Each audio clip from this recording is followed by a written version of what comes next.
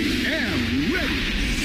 GMA Weather. Serbisyong totoo ng GMA News. Mga kapuso, bukas na ng umaga papasok ng Philippine Area of Responsibility ang super typhoon na may international name na Sodelor. Ang pinakamalakas na bagyo sa buong mundo simula nitong Enero, ayon yan sa US Joint Typhoon Warning Center.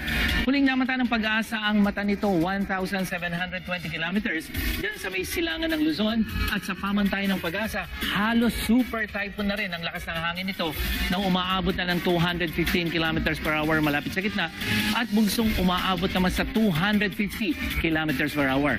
Nasaan kikilos ito pakanluran, hilagang kanluran o west-northwest sa bilis na 20 kilometers per hour.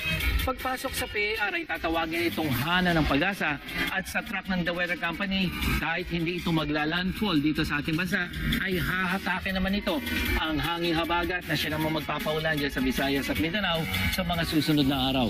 Sa Biyernes, lalapit ang sentro ng bagyo dyan sa may extreme northern Luzon at sa weekend ay tutumbukin naman ito ang Taiwan o yung southeastern China. Kikilos naman pahilaga ang habagat na siya naman magpapaulan yan sa central at southern Luzon. Sa ngayon, hanging habagat ang umiiral sa buong Mindanao kaya itinaas na ng pag-asa ang gale warning sa lahat naman ng seaboard ng Mindanao.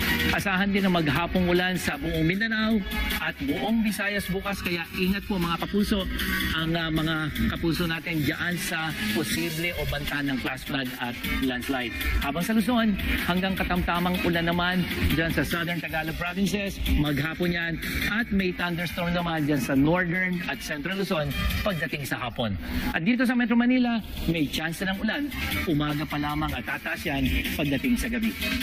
Yan ang latest mula sa GMA Weather. Ako po si Nathaniel Cruz. Pagplano para sigurado. I am ready. Serbisyong totoo ng GMA News.